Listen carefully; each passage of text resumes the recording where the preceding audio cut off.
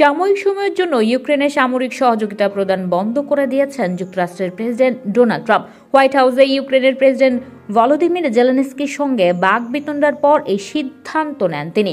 সোমবার একাধিক সংবাদ মাধ্যমে প্রতিবেদনে এই সিদ্ধান্তের কথা জানানো হয়। যুক্তরাষ্ট্রের সংবাদ মাধ্যম ফক্স নিউজ জানিয়েছে, যতক্ষণ না ট্রাম্প মনে করবেন দেশটির নেতারা শান্তির প্রতি অঙ্গীকারের সদিচ্ছা দেখাচ্ছেন ততক্ষণ পর্যন্ত সহযোগিতা বন্ধ থাকবে।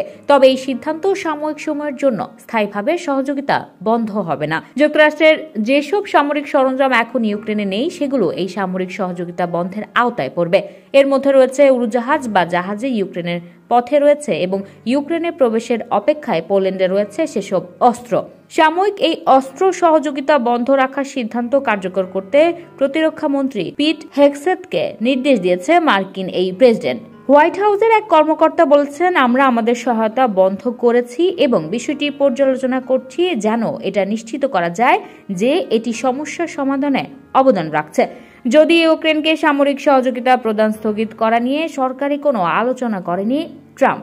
যদিও ইউক্রেনকে সামরিক সহযোগিতা প্রদান স্থগিত করা নিয়ে সরাসরি কোনো আলোচনা করেননি ট্রাম্প, তবে সাংবাদিকদের ট্রাম্প জানান ওয়াশিংটনের সহযোগিতার বিষয়ে জেলেনস্কির আরও কৃতজ্ঞ হওয়া উচিত। উল্লেখ্য, 2022 সালে ফেব্রুয়ারিতে ইউক্রেনে আকস্মিক হামলা চালায় রাশিয়া। 3 বছর আগে দেশটিতে যুদ্ধ শুরুর পর ইউক্রেনের অস্ত্র, সামরিক সরঞ্জাম এবং কয়েকশো কোটি ডলারের সহযোগিতা প্রদান করেছে যুক্তরাষ্ট্র। You are watching Raj TV, জাগরণে বাংলাদেশ.